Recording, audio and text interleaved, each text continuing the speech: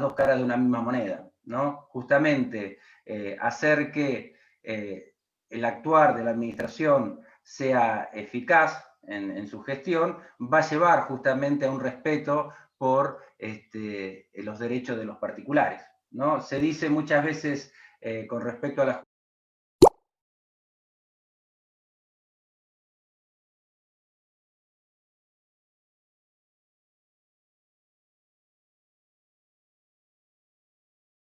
dos cuestiones fundamentales. Por un lado, el debido procedimiento objetivo y por el otro lado,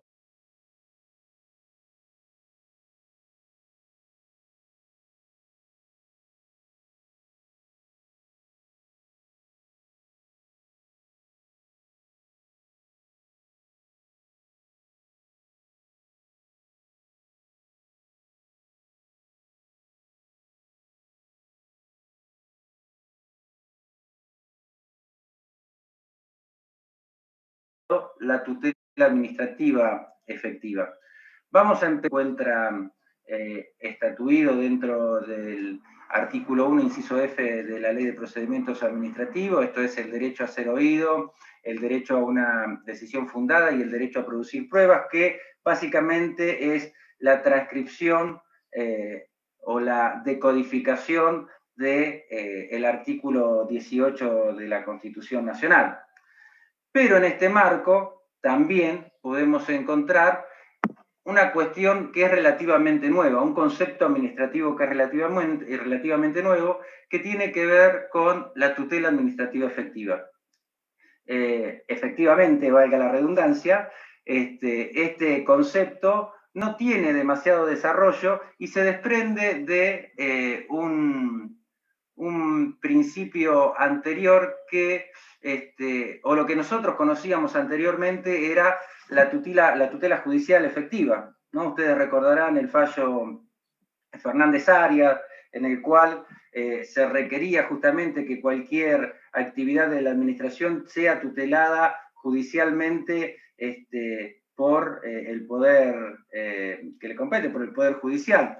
En ese sentido, el desarrollo de esa tutela judicial efectiva fue largo y abultado, pero llegado el siglo XXI, esa tutela que se requería solamente para el ámbito judicial empezó a ser ampliada y se empezó a ver que no era solamente la tutela de derechos dentro del ámbito judicial, sino que esa tutela debía estar presente en cualquier marco de autoridad pública, ¿no? La tutela de derechos a favor de los administrados. En este sentido, uno de los primeros antecedentes que hay es en el 2001 y va a ser el precedente Baena de la Corte Interamericana de Derechos Humanos, que basada básicamente en el artículo 8 y el artículo 25 del Pacto de San José de Costa Rica, que tiene que ver con las garantías judiciales y la protección judicial, va a entender que la garantía del debido proceso debe aplicarse a toda autoridad, ya sea judicial o administrativa.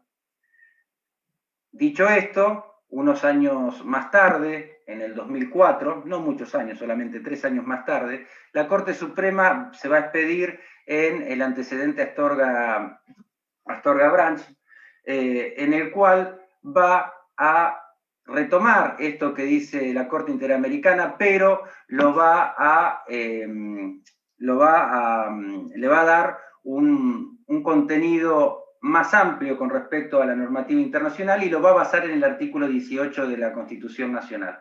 Les recomiendo a los que están cursando con nosotros y con el doctor Bessi y conmigo, que lean el artículo del doctor Tracy que tiene escrito con respecto al fallo Astorga Branch, que justamente trata estas cuestiones que estamos hablando en este momento. Por último, me gustaría referirme, leerles algunas cuestiones que tienen que ver, algunos considerandos que aparecen dentro del fallo que estamos hablando, para que entiendan de qué se trata. Primero y principal, bueno, uno de los considerandos dice la resolución del, bueno, el fallo Astorga Branch trataba justamente sobre una licitación que se había hecho en el marco de licitar servicios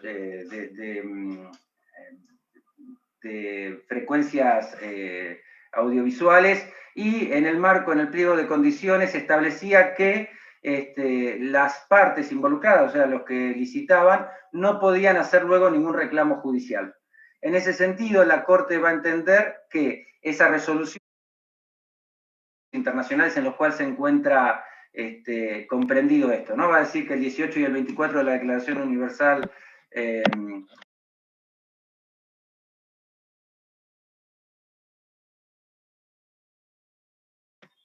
el 18 y el 24 de la Declaración Americana, el 8 y el 10 de la Declaración Universal de Derechos Humanos, el 8 y el 25 de la Convención Americana sobre Derechos Humanos, etcétera, etcétera. Y por otra parte, en otro considerando, va a ir al quid de la cuestión y va a decir lo siguiente. En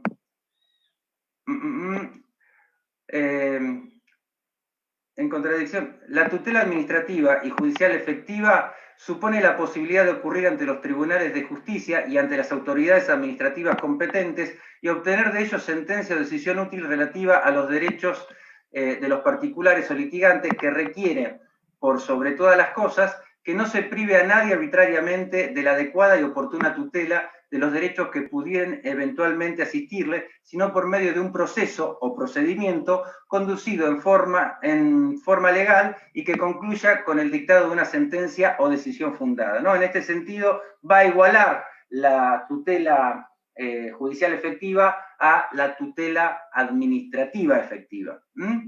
En este marco y desarrollo jurisprudencial, para terminar y darle un cierre a esta garantía de plazo razonable, podemos encontrar en el 2012, en el año 2012, el fallo Lucicer. El fallo Lucicer trata justamente sobre un sumario que se había realizado en el marco del Banco Central de la República Argentina, y que tardó aproximadamente 18 años en resolverse, ¿no?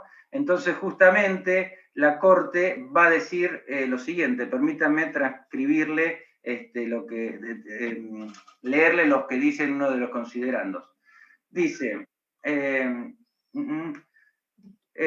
el principal motivo de la dilación del sumario, que tuvo resolución solo después de haber transcurrido 18 años desde el acontecimiento de los hechos supuestamente infraccionales y tras 15 años de haberse dispuesto la apertura, por lo que la irrazonable dilación del procedimiento administrativo resulta incompatible con el derecho al debido proceso amparado por el artículo 18 de la Constitución Nacional y por el artículo 8 de la Convención Americana sobre Derechos Humanos. Va a haber jurisprudencia que se va a seguir basando en esto. Generalmente va a ser sobre cuestiones que traten a temas sancionatorios, pero con el doctor Besio justamente entendemos que esto debe ser extendido a cualquier tipo de procedimiento y no solamente a estos procedimientos especiales. En el marco de este fallo, por último, la Corte va a dar un par de pautas para enmarcar lo que tiene que ser el plazo razonable dentro de un procedimiento administrativo. Y va a decir que estas pautas van a tener que ver justamente con la complejidad del asunto, con la actividad procesal del interesado y el procedimiento. Esto, en esto que se engloba la garantía de plazo razonable en el procedimiento administrativo. También queremos decir que con muchísimo sonrojo y felicidad, esta garantía de plazo razonable ha empezado a ser interceptada por la legislación común y en el marco, por ejemplo, de la ley de 9006 de la provincia de Mendoza, que se sancionó en 2017, ya aparece esta garantía de plazo razonable, y asimismo aparece en el proyecto de reforma de la Ley de Procedimientos Administrativos de la provincia de Buenos Aires, que se presentó en el 2019. Hecho este esta introducción que tiene que ver justamente con el procedimiento, plazos y garantía de plazo razonable. Le voy a dejar la palabra al doctor Besio para que pase a explicar concretamente cómo se aplica y cómo se respeta esta garantía en el marco excepcional que estamos viviendo de la crisis sanitaria que trajo el COVID. Bueno, muchas gracias. Buenas, hola, ¿qué tal? ¿Cómo les va?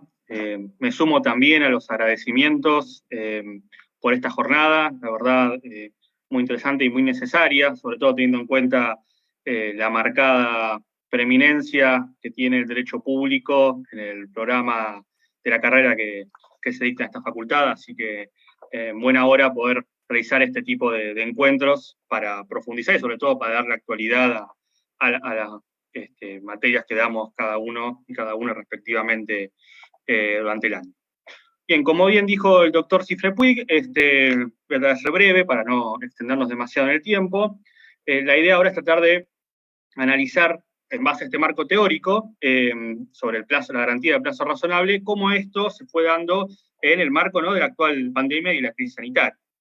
Bueno, primero hay que recordar que se dictaron dos normas que van a dar sustento no solamente a la suspensión del plazo razonable, sino a una serie mayor de medidas, pero que son común, que por un lado es la ley 27.541, o sea, la ley de solidaridad social y reactivación productiva en el marco de la emergencia pública. Esta ley se dictó en finales de 2019 y a impulso de la nueva gestión, en el cual, ya en el artículo 1, se declara la emergencia pública en materia económica, financiera, fiscal, administrativa, previsional, tarifaria, energética, sanitaria y social. Bueno, en base a esta sanción de esta ley, que obviamente no tenía en miras la situación de pandemia que sobrevino después, se dictó luego un decreto general marco, justamente ahora sí receptando la situación de pandemia, que va a ser el famoso decreto, ya todos lo conocemos, 260, y luego después el decreto 298 del 2020.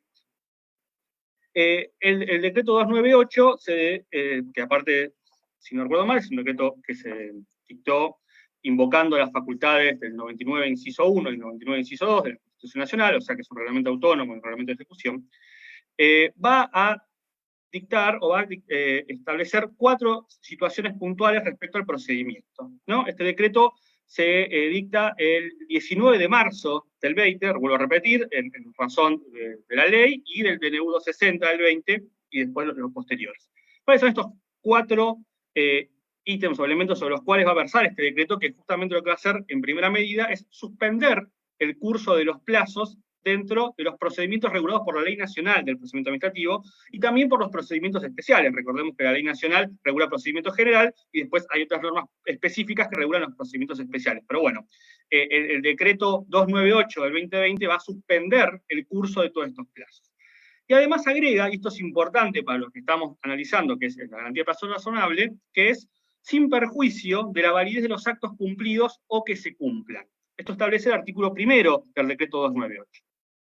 Luego de hacer esta aclaración general, o esta previsión general, lo que realiza a continuación en su artículo 2 es exceptuar de la suspensión a los trámites relativos a la emergencia. Obviamente, todos los trámites que van a requerir la urgencia propia de la situación de emergencia no van a poder estar suspendidos, porque si no, hubiese generado una dificultad enorme en la gestión de esta situación actual.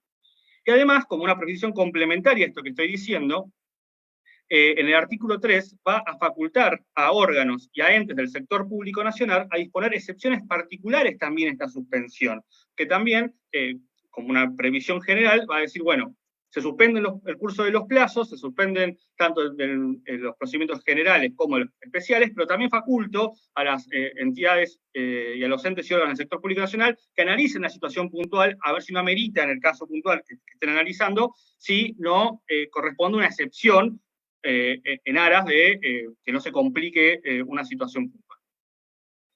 Estos eran los 3 primeros ítems que marca, como dije, el decreto 298 del 2020, y en las sucesivas prórrogas que se fueron dictando, en el decreto 521 del 2020 también se dispuso extender la excepción que había dicho de los trámites relativos a la emergencia puntualmente al sistema electrónico de contrataciones de la Administración Nacional, COMPRAM, ¿no? Entonces, así queda configurado, si se quiere, el marco general de la suspensión de los plazos en el procedimiento administrativo, sin perjuicio de la validez de los actos cumplidos o que se cumplan, y con las excepciones puntuales, tanto de manera específica como facultando órganos para que lo dicten puntualmente. La suspensión fue originalmente dispuesta hasta el 31 de marzo del 2020, porque claramente cuando se dictó no se tenía noción todavía de qué extensión iba a tener la pandemia. Bueno, esta suspensión fue prorrogándose, que rige al respecto es el decreto 815 del 20 y que extiende la suspensión hasta el 8 de noviembre del 2020. Bueno, ¿y qué hizo la provincia de Buenos Aires? En un modo similar, dictó el decreto 167 del 2020, que se publicó el 26 de marzo. Recordemos que el nacional se había publicado el 19, bueno, el provincial se publicó el 26 de marzo, y lo que hizo, vuelvo a repetir, de manera análoga, también estableció la suspensión de los procedimientos y plazos administrativos, en este caso correspondientes al decreto ley 7647 del 70, que es el que rige en la provincia de Buenos Aires, y también a los procedimientos especiales. Y hizo la misma aclaración que hizo el nacional, que es sin perjuicio de la validez de los actos cumplidos o que se cumplan durante la suspensión dispuesta por esta norma. Pero realiza una agregación más, y es que establece que también, sin perjuicio de aquellos actos o procedimientos que por su naturaleza resulten impostergables a los fines de resguardar la tutela de los derechos y garantías de los interesados. Esto no estaba en el decreto nacional, y acá el decreto provincial realiza una aclaración más, que ahora vamos a tratar de hacer un mérito al respecto. Además de esto que estoy diciendo, en igual sentido que el decreto nacional, también exceptúa de la suspensión a las actuaciones administrativas relativas a la emergencia, y también faculta a las entidades y jurisdicciones del sector público provincial a disponer excepciones particulares. A diferencia, si quiere, del decreto nacional, el provincial no tenía un plazo de vigencia específico, sino que remitía a otro decreto provincial, que era el decreto 132 del 2020, que es el decreto marco, si se quiere, de la situación de pandemia, casi en el mismo sentido que el 260 del 2020, ¿no? Y adapta la suspensión, entonces, a la vigencia del plazo de este decreto madre, que es el 132 del 2020, el cual se encuentra prorrogado por el momento también hasta el 8 de noviembre de este año. Bueno, entonces, esta es la normativa respecto a la suspensión de plazos.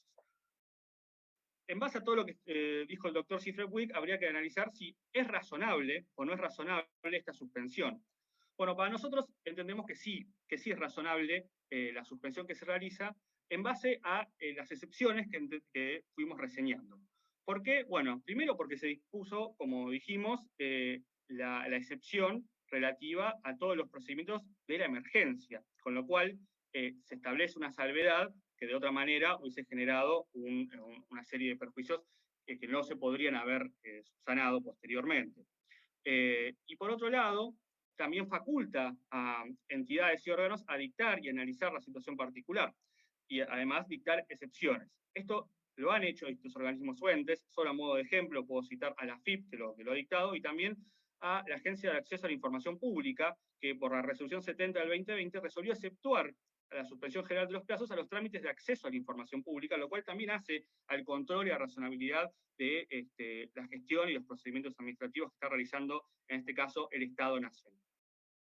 Pero también puede concluirse que es razonable la medida que se dictaron tanto a nivel nacional como provincial, por esto que habíamos dicho de que la suspensión se va a aplicar sin perjuicio de la validez de los actos cumplidos o que se cumplan.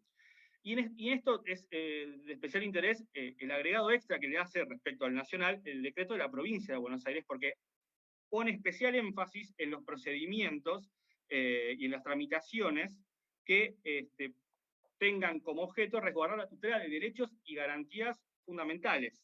Y acá es donde vemos justamente, como bien había señalado el doctor Cifrewick, cuál era el objeto de la garantía de plazo razonable, que emanaba de dos grandes núcleos de principios, entre ellos el de la tutela administrativa efectiva. Quizás valga aclarar respecto de esto que en caso de que se prorroguen, que seguramente se van a prorrogar por el momento y hasta que esté la vacuna, estas suspensiones, va a ser también muy importante que estas suspensiones continuadas no terminen vulnerando derechos fundamentales y que en caso de que lo hagan, el administrado siempre va a tener como posibilidad la vía de recurrir administrativamente, ya sea a través de un amparo o situaciones similares. Lo que sí también quería decir, ya que el nombre de estas jornadas es la protección de los derechos, era hacer un análisis de un caso puntual que sucedió en el marco de la pandemia y que tiene como protagonista, si se quiere, el decreto de suspensión de plazos y que por el momento también lo sigue estando, al estar vigente, mantiene vigencia también este caso, que es uno que se sucedió en mayo de este año en el Foro Contencioso Administrativo Federal, y es un amparo, en realidad una medida cautelar autónoma que inició la Agencia de Administración de Bienes del Estado, la ABE, contra el gobierno de la Ciudad de Buenos Aires en el marco de un proceso mediante el cual se trataba de evitar la continuidad o la tramitación, mejor dicho, y el avance de un proyecto que se estaba trabajando y analizando en la legislatura de la Ciudad de Buenos Aires respecto a venta de tierras. Algo que en los últimos años la gestión actual del gobierno de la ciudad viene haciendo seguidamente, y que ha merecido la objeción de distintos organismos y de ONGs, como pueden citarse el CELS, ASIG, el Observatorio de Derecho de la Ciudad, entre otros varios. Y es una operatoria que está en revisión actualmente por la ABE y que fue ordenada en una especial revisión por el decreto 149 del 2020, que se dictó en febrero de este año, porque muchas de esas transferencias de tierras que hizo el Estado Nacional al el gobierno de la ciudad y el Estado de la ciudad, se hizo aparentemente una posible transgresión a lo que es la regla del fin del mandato, que establece que no se pueden realizar, entre otras cosas, enajenaciones o venta de bienes, tanto de dominio público como de dominio privado del Estado, en los últimos 2 trimestres de gestión de un mandato. Bueno, muchas de las tierras que se hicieron, que igual es complejo el tema, no lo vamos a analizar ahora, pero sí para saber que muchas de esas transferencias se hicieron en el marco de esto y que por el decreto que cité, que es el 141 del 2020, se dispuso una revisión de todas estas transferencias, incluso más atrás, o sea, desde 2015 para acá, y que se le dio un plazo a la ABE para que haga un análisis sobre la legalidad de estas transferencias por 60 días. 60 días hábiles administrativos, por supuesto. Y que el decreto 298 del 20, que suspendió la tramitación de los plazos, también suspendió entonces, entre otras cosas, el paso del tiempo de estos 60 días que tenía la AVE, o que tiene todavía la AVE, para revisar. Bueno, puntualmente los dos inmuebles que se estaban discutiendo en esta causa, porque fueron 2 causas en realidad, pero que son similares, fue lo que se llama el Triángulo Salguero y la estación Villa Crespo de la Ciudad de Buenos Aires, en los cuales tuvo acogida favorable en primera instancia, y uno de ellos fue ratificado por Cámara, la cautelar autónoma, respecto a la cual se evitó por el momento la prosecución de la venta de tierras hasta tanto termine el análisis sobre la legalidad al respecto que tiene que hacer la ABE y después se determinará si corresponde o no corresponde. Bueno, eso en principio respecto a la suspensión de plazos. Bueno, muchas gracias Julián y Agustín, la verdad que muy clara la exposición y creo que es un tema que está en boga actualmente, así que no viene mal tratarlo.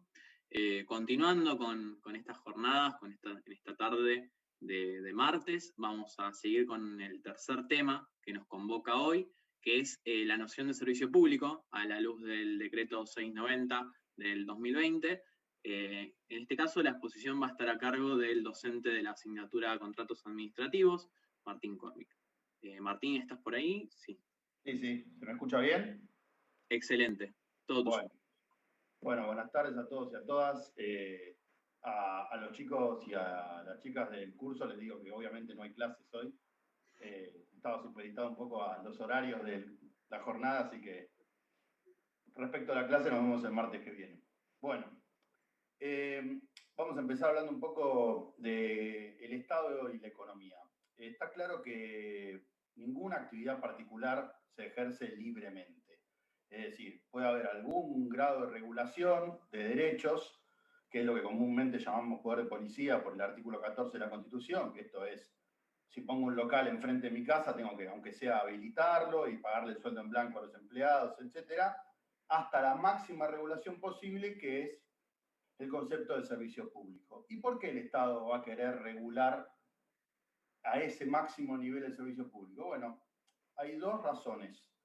La primera es que la actividad de que se trata es esencial, es decir, es una actividad que necesariamente está relacionada con algún derecho muy importante al acceso a la electricidad, al agua, a poder transportarse para ir a trabajar, etcétera. Por lo tanto, no puede quedar librado a lo que decida el mercado, porque justamente nos interesa que se acceda por parte de la ciudadanía, de la población, a ese derecho.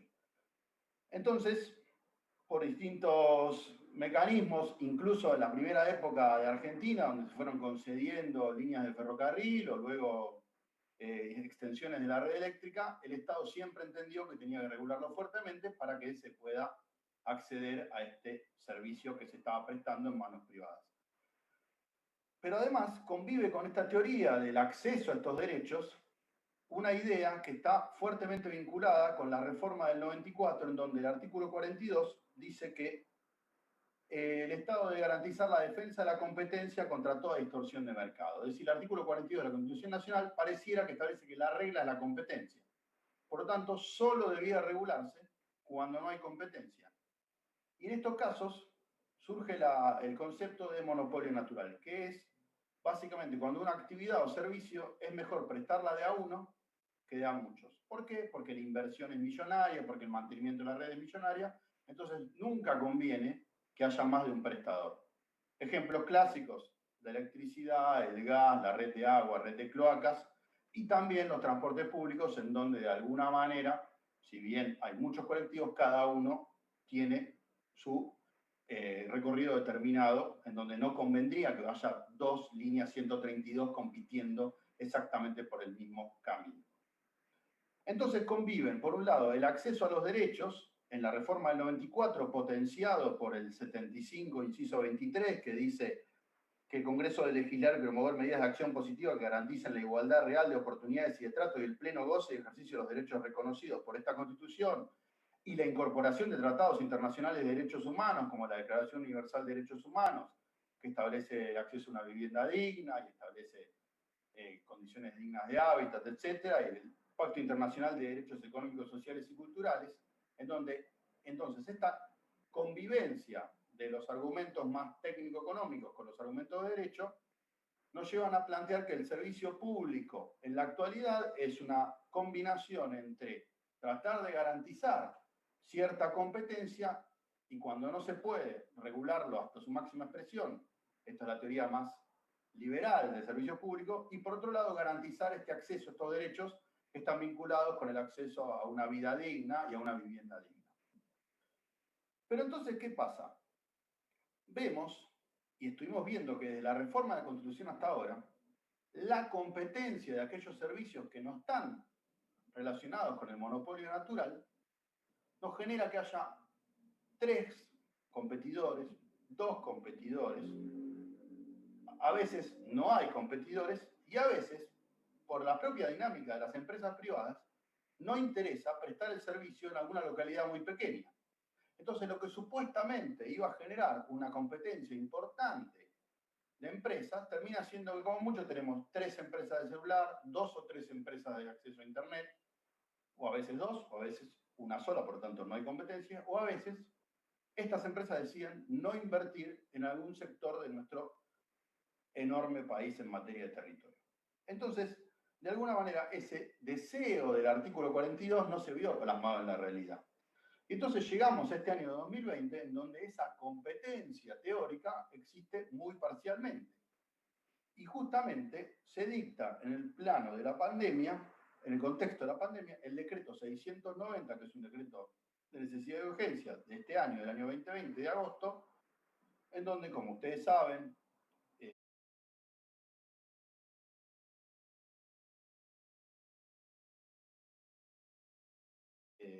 los decretos de necesidad y urgencia tienen legislativo y luego tiene que ser ratificado por el Congreso, y fue ratificado, en donde establece algunas pautas, que voy a leer las más importantes, respecto de por qué el acceso a las TIC está vinculado con los servicios esenciales.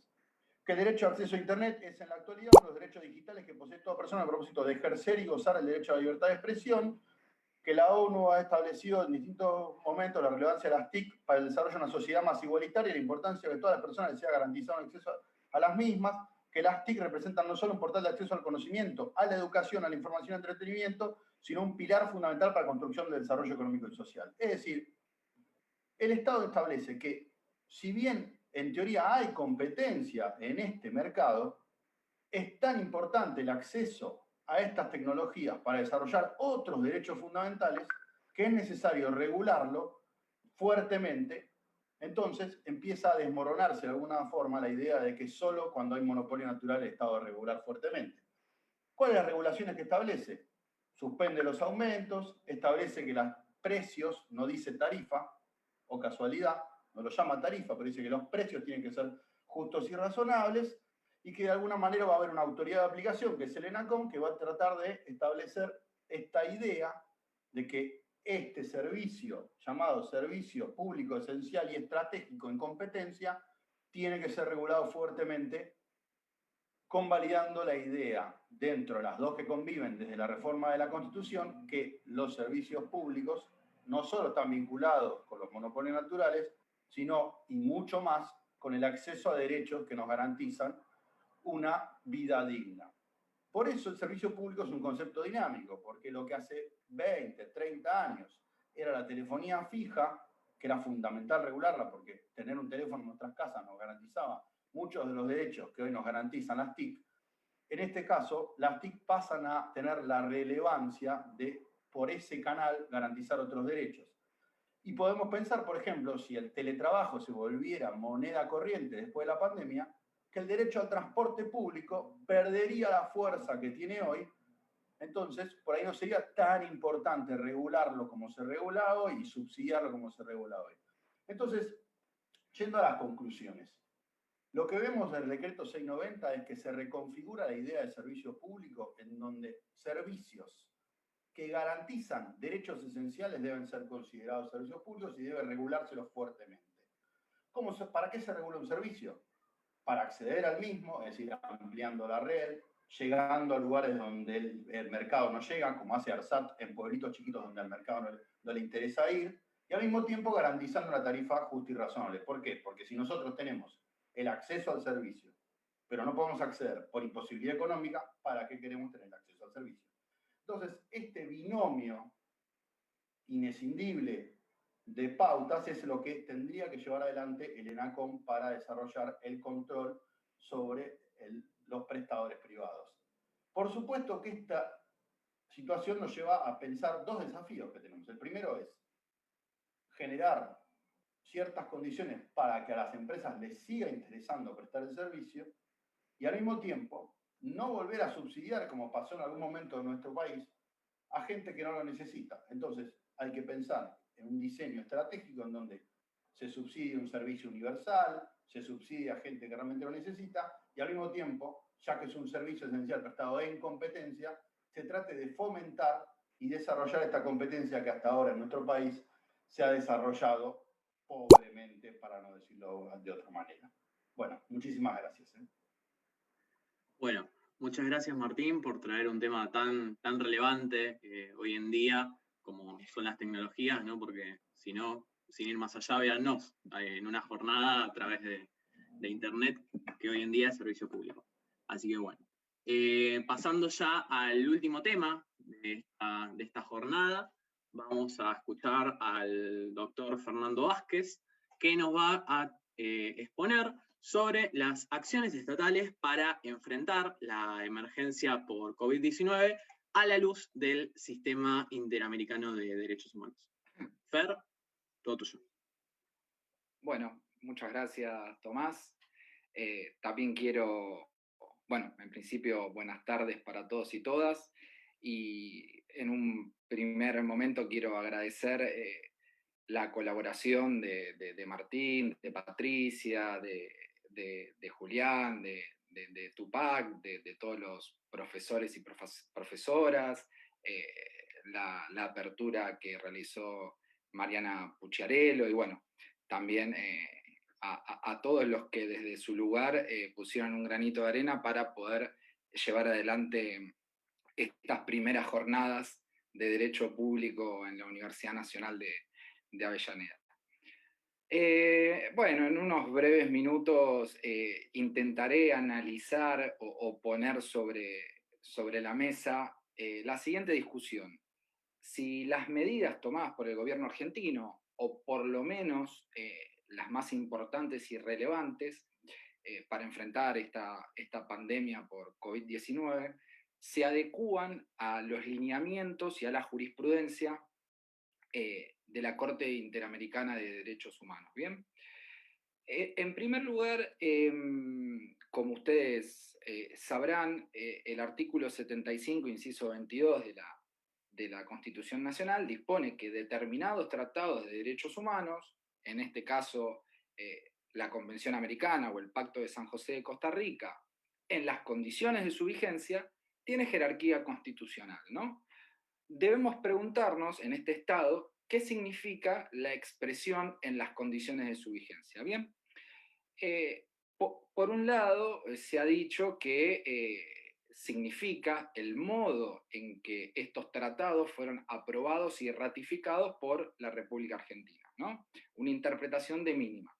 Mientras que la doctrina, y principalmente la Corte Suprema de Justicia, plantea que la expresión en las condiciones de su vigencia significa el alcance interpretativo dado a las cláusulas del tratado por la jurisprudencia internacional.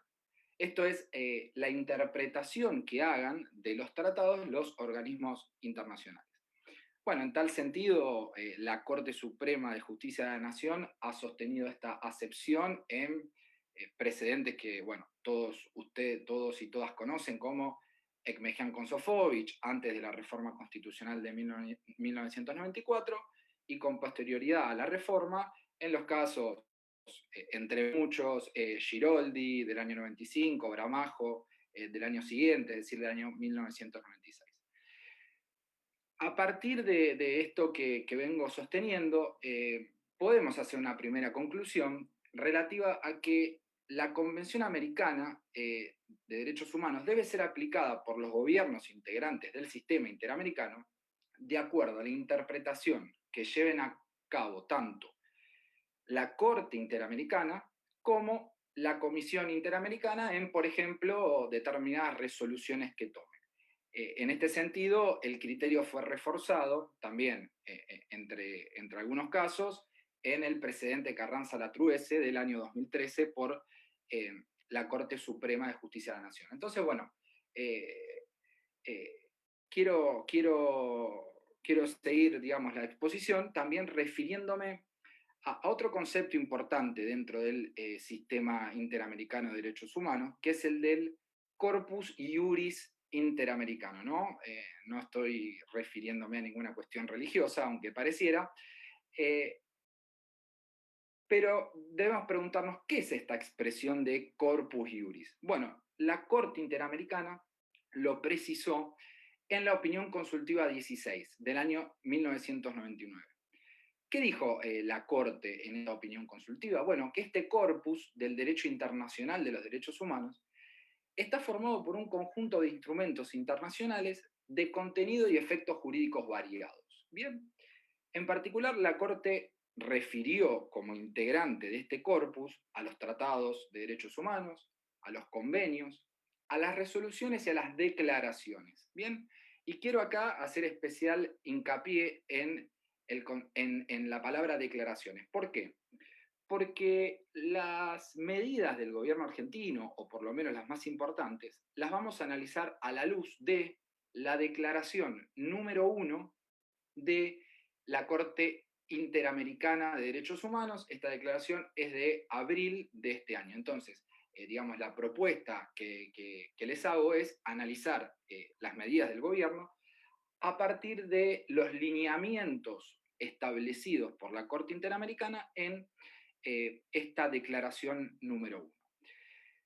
En suma, para cerrar esta parte un poco introductoria, este corpus iuris está constituido por un conjunto de normas y principios que conforman el derecho de fondo que utiliza la Corte Interamericana para resolver los casos y que son obligatorios para los estados parte de la región con base y con fundamento en los compromisos internacionales asumidos, ¿sí? Como así también a partir de la interpretación del artículo 75, inciso 22, en cuanto establece que los instrumentos internacionales de derechos humanos tienen jerarquía constitucional en las condiciones de su vigencia. Bien, entonces, como dije anteriormente, la idea es analizar las medidas de gobierno más importantes o más relevantes a la luz del artículo 75, inciso 22, en cuanto establece que en las condiciones de su vigencia determinados tratados tienen jerarquía constitucional, a la luz de este corpus iuris interamericano, ¿no? Quizá pensado por algunos juristas de la región, en el sentido de que en un futuro se establezca una corte interamericana, ¿no? Que avance un poco más en el reconocimiento de derechos y garantías y en su esfera de competencias, etc. Bien, como les decía, la Corte Interamericana emitió esta declaración número 1 de 2020 el 9 de abril de 2020, ¿no? En esta declaración, bueno, algunos fragmentos los voy a leer porque son realmente esclarecedores. La Corte, en su carácter de órgano de protección de los derechos humanos, emite la presente declaración a fin de instar a que la adopción y la implementación de medidas dentro de la estrategia y esfuerzos de los Estados parte para abordar y contener la situación que concierne a la vida y a la salud pública. Bueno, acá empiezan a aparecer algunos conceptos que son realmente importantes. La vida y la salud pública, ¿sí? Vida y salud pública. La Corte Interamericana está hablando de la vida, no está hablando de si el Producto Bruto Interno crece o decrece, o no está hablando acerca de si la economía crece o decrece. Acá la Corte Interamericana está siendo clara y está hablando de la vida y la salud. Entonces, la Corte emite esta declaración para que las políticas se efectúen en el marco del Estado de Derecho, ¿bien? Con pleno respeto a los instrumentos interamericanos de protección de los derechos humanos y los estándares desarrollados en la jurisprudencia de este tribunal. Esta última expresión me parece muy importante para abordar este tema. ¿Por qué? Porque si consideramos, y yo creo que esta declaración se funda en la jurisprudencia de la Corte Interamericana, si nosotros consideramos que esta declaración se fundamenta en la jurisprudencia de la Corte Interamericana, podemos hacer una segunda conclusión relativa a que esta declaración es obligatoria para los estados que forman parte del sistema interamericano, dado que la jurisprudencia de la Corte es obligatoria para los países integrantes del sistema, sin perjuicio de algunas discusiones en torno a cómo se aplica esa jurisprudencia cuando un Estado no es parte del conflicto, ¿no? Pero bueno, eso sería un tema para hacer unas jornadas específicas de ese asunto. Entonces, la Corte emite esta declaración, y esta declaración está compuesta por 13 lineamientos. Quédense tranquilos que yo no voy a analizar los 13 lineamientos porque, bueno, la gente se va a desconectar y se va a ir a cenar, pero voy a tratar de examinar aunque sea 5 de estos 13 lineamientos. Estos 5 que elegí se vinculan con temas que me parecieron relevantes, como por ejemplo, de qué modo se pueden restringir los derechos, de qué manera deben protegerse los derechos económicos, sociales, culturales y ambientales. Otro lineamiento está constituido por el especial énfasis en la protección del derecho a la vida y a la salud.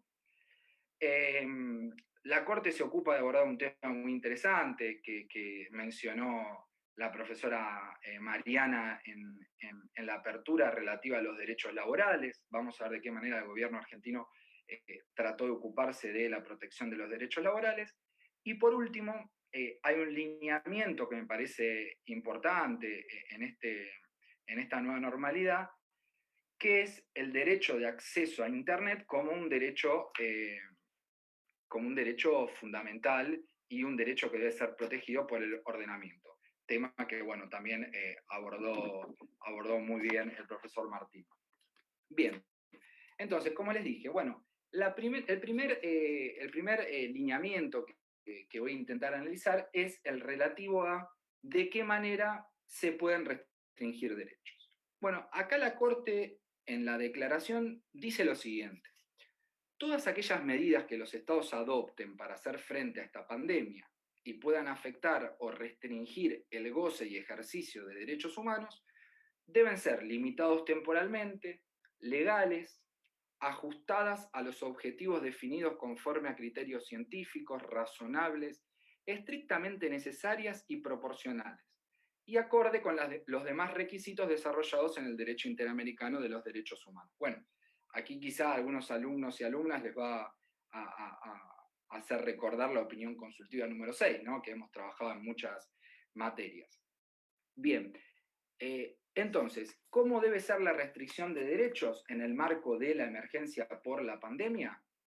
Debe ser limitada temporalmente. El gobierno argentino, como mencionaron varios de los profesores y profesoras, dictó el decreto 297 de 2020, ¿sí? Este decreto estableció el aislamiento social preventivo y obligatorio. Pero la restricción de derechos en ese decreto fue limitada temporalmente, del 20 de marzo al 31 de marzo, es decir, este decreto cumple con el límite temporal. Por otro lado, debe ser una restricción legal. Bueno, aquí alguien podría plantear que surge un primer problema, sin perjuicio de lo cual tenemos que decir que si bien el gobierno dictó un decreto de necesidad de urgencia, decreto que en principio está prohibido a menos que existan circunstancias excepcionales, tenemos que marcar que la dinámica de la pandemia y el impacto sobre la salud pública tornan imposible la reunión del Congreso en el momento en el cual se dictó el decreto de aislamiento. Y por otro lado, que también nos aporta esta regla la Corte Suprema en el fallo Berroqui, era necesario tomar la medida de manera urgente sin que se pudiera aguardar el transcurso del tiempo que demora el trámite parlamentario de una ley. Bien, con lo cual el decreto de aislamiento, el decreto 297 de 2020, se encuentra limitado temporalmente, cumple con el requisito de legalidad, dado que este decreto, valga la redundancia, cumple con el artículo 99, inciso 3, y además, algo que es muy importante, fue ratificado por el Senado el 13 de mayo. Y por último, en cuanto a este tercer requisito que nos explica la Corte en relación con que los objetivos de las normas deben ser conformes a criterios científicos, razonables y proporcionales. Bueno, el decreto del gobierno, el Poder Ejecutivo, menciona distintos informes de la Organización Mundial de la Salud sobre la evolución de la pandemia a nivel global, ¿no? De modo que ahí, bueno, se adopta un criterio científico. Y además, debemos analizar la razonabilidad de este decreto, ¿no? Es decir, si el medio utilizado, es decir, la restricción, si el medio utilizado, con esto me refiero al aislamiento, si el aislamiento se adecua al fin perseguido. El fin perseguido es superar la emergencia sanitaria. Bueno, pareciera que el requisito de razonabilidad se cumple en este caso en concreto en tanto que el medio, que es el aislamiento, se adecúa al fin que se persigue, que es superar la emergencia sanitaria. Bien, entonces, para concluir este primer análisis, considero que la restricción de derechos efectuada mediante el decreto de aislamiento, el decreto 297 de 2020, cumple con la declaración número 1 del 20 de la Corte Interamericana y también con la jurisprudencia de la Corte, en particular, bueno, no la jurisprudencia, la opinión consultiva número 6. Hay un segundo lineamiento, que es aquel referido a los derechos económicos, sociales y culturales, ¿no? Aquí la Corte expresa que, dada la naturaleza de la pandemia, los derechos económicos, sociales, culturales y ambientales deben ser garantizados sin discriminación, en especial a aquellos grupos que son afectados de forma desproporcionada porque se encuentran en situación de mayor vulnerabilidad. Bueno, acá esto es interesante, la mención que hace la Corte de los grupos vulnerables. ¿Por qué? Porque nosotros quizás siempre trabajamos con una idea de los grupos vulnerables, que es aquella que concibió el constituyente en el año 94. Niños, niñas y adolescentes, mujeres, ancianos y pueblos originarios. Aquí la Corte, en base a la jurisprudencia anterior, hace una extensión de estos grupos vulnerables y menciona, bueno, personas con discapacidad también lo tenemos en la Constitución, ¿no? Menciona personas migrantes, refugiados, apátridas, personas privadas de la libertad, ¿no? Tema que fue muy debatido al comienzo de la pandemia, pero bueno, no lo vamos a analizar en estas jornadas porque es un poco más del derecho penal. Personas del colectivo LGBTI, mujeres embarazadas o en periodo de posparto, esto es muy interesante, es un grupo colectivo, un grupo vulnerable que la Corte ha incorporado recientemente, personas afrodescendientes, personas que viven del trabajo informal, población de barrios o zonas de habitación precaria, personas en situación de calle, personas en situación de pobreza y el personal de los servicios de salud que atienden esta emergencia. Bien, entonces, aquí la Corte nos da un segundo lineamiento. ¿Cuál es este segundo lineamiento? Proteger a los grupos de mayor vulnerabilidad.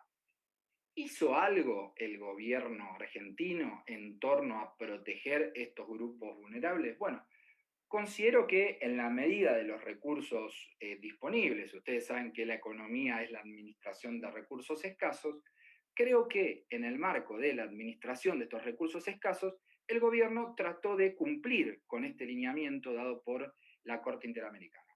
¿Cómo cumplió? Bueno, hay una serie de decretos que no los voy a mencionar, sino que voy a referir a las medidas específicas para enfrentar la pandemia.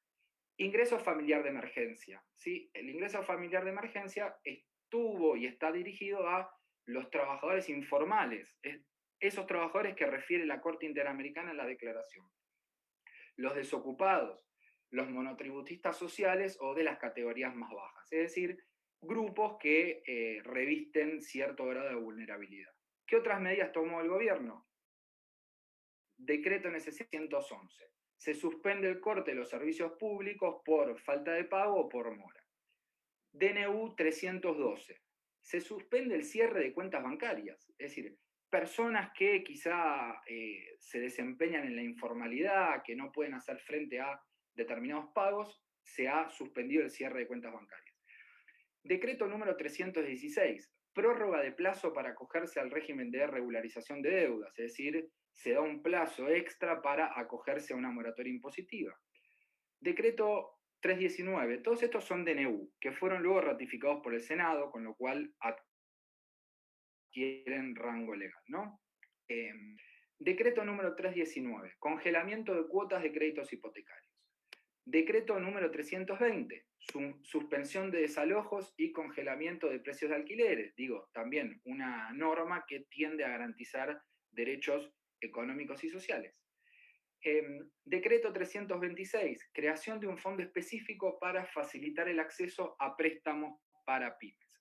Bien, creo que en base a estas medidas, a esta gran cantidad de decretos, podemos también afirmar que hubo un cierto cumplimiento por parte del gobierno argentino, en particular del Poder Ejecutivo y del Poder Legislativo que ratificó los decretos, en la protección de los derechos económicos, sociales y culturales.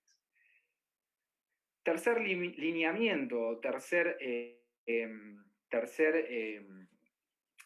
punto de vista que quiero abordar es aquel relativo a la protección de la vida y la salud. ¿Qué dice la Corte Interamericana? Bueno, expresa, en estos momentos, especial énfasis adquiere garantizar de manera oportuna y apropiada los derechos a la vida y a la salud de todas las personas. La Corte refiere, y lo dice al mencionar los fundamentos por los cuales se emite la declaración, que le interesa principalmente la vida y la salud. En estos momentos se debe proteger la vida y la salud. Ya habrá tiempo para proteger quizá algunos derechos económicos o poner el foco en el crecimiento económico, el desarrollo, el progreso. En estos momentos hay que defender la vida y la salud. Lo dice claramente la Corte Interamericana. Y el gobierno argentino, como así también los demás gobiernos de los países de la región, deben cumplir con esta declaración, porque esta declaración tiene como fundamento la jurisprudencia de la Corte. Y aquel gobierno que incumpla con la declaración e incumpla con la jurisprudencia de la Corte Interamericana será susceptible de responsabilidad internacional. ¿Sí? Esto veremos los años próximos de qué manera se va a endilgar la responsabilidad internacional de los gobiernos que no cumplieron con estos lineamientos. Perdón que me puse un poco vehemente, pero me interesa remarcar la defensa del derecho a la vida y el derecho a la salud, que es la base de todos los derechos. Bueno, esto lo mencionó un poco, si no recuerdo mal, Julián, ¿sí? El decreto 260, que amplió la emergencia sanitaria declarada por la ley 27.541 de fines del año pasado. Este decreto otorgó amplias facultades al ministro de Salud para que lleve adelante las políticas públicas necesarias para superar la problemática de la pandemia. Y encontramos también el decreto 287, que amplía las facultades otorgadas por el decreto 260. Cuarto lineamiento que aborda la... Perdón, quiero también mencionar en relación con el derecho a la salud, que la Corte en la declaración dice: el derecho a la salud debe garantizarse respetando la dignidad humana y observando los principios fundamentales de la bioética de conformidad con los estándares interamericanos en cuanto a su disponibilidad, accesibilidad, aceptabilidad y calidad, adecuados a las circunstancias generadas por esta pandemia. ¿Qué quiere decir? Si un gobierno no ha garantizado o no garantiza que todos los habitantes puedan acceder a servicios de salud en cuanto a disponibilidad, accesibilidad, aceptabilidad y calidad, ponen en riesgo y ponen en juego la responsabilidad internacional del Estado. ¿Sí? Que una persona se quede en la puerta de un hospital y no pueda ser atendida, pone en juego la responsabilidad internacional del Estado. De modo que me parece acertado estos decretos, tanto el 260 como el 287, tendientes a que se satisfaga la atención en el sistema de salud. Cuarto alineamiento, derechos laborales. ¿Qué dice la Corte en su declaración sobre los derechos laborales? Expresa: se debe velar porque se preserven las fuentes de trabajo y se respeten los derechos laborales de todos los trabajadores y trabajadoras. Asimismo, se deben adoptar e impulsar medidas para mitigar el posible impacto sobre las fuentes de trabajo e ingresos de todos los trabajadores y trabajadoras y asegurar el ingreso necesario para la subsistencia en condiciones de dignidad humana. Aquí quiero mencionar dos decretos dictados por el Poder Ejecutivo.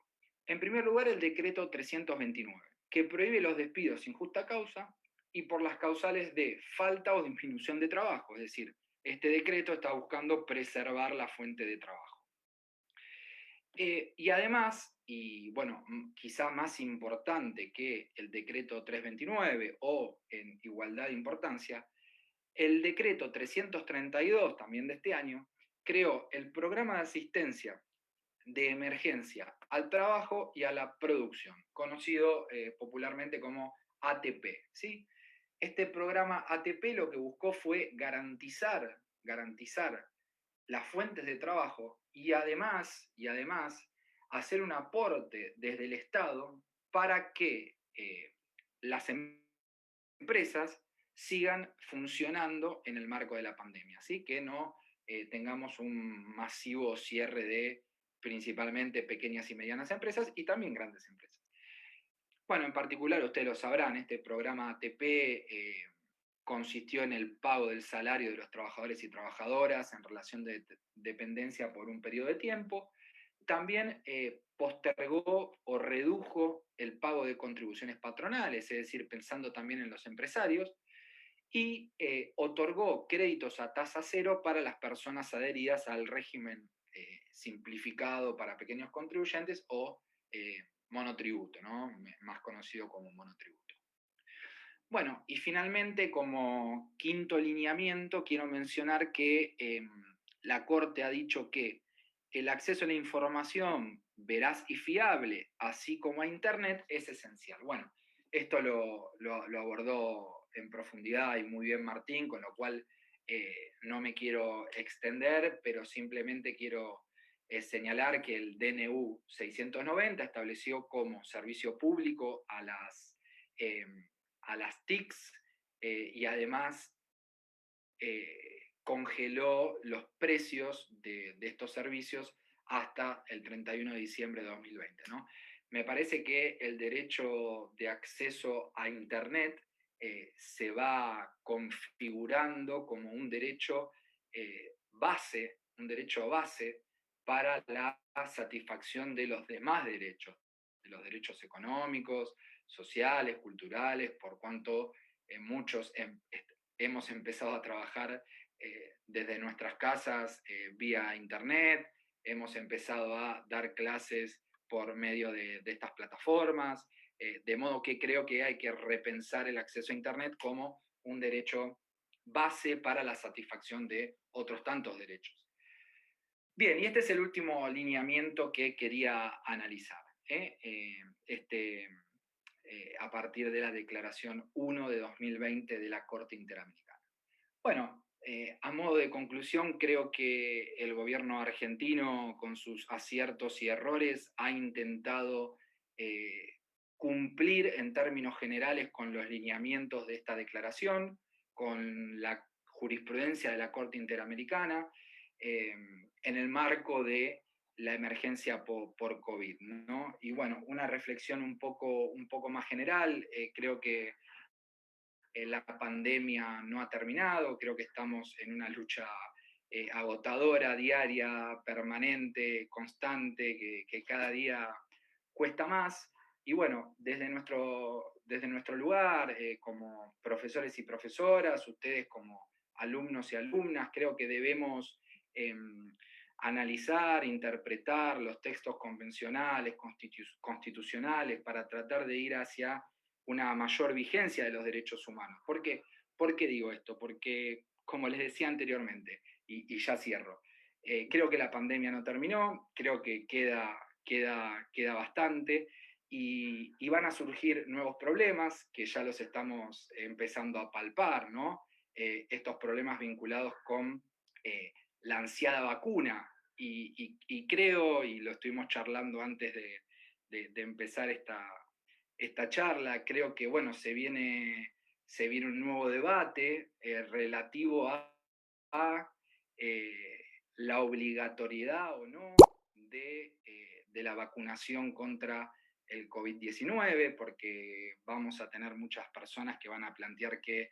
esta vacuna va a inocular no sé qué, que esto es un plan maquiavélico para controlar las sociedades, o bueno, quizá alguien que que tenga un poco más de raciocinio va a decir que en el marco de la autonomía personal nadie puede vacunarte, aunque bueno, no considera que la autonomía personal tiene un límite, que son los daños a los terceros, y la negativa a vacunarte puede producir daños a terceros. Así que bueno, creo que me parece que es uno de los conflictos que se viene, creo que debemos empezar a pensar cómo abordar ese conflicto y bueno, en tal caso hacer alguna próxima jornada sobre autonomía personal o libertades individuales o interés general.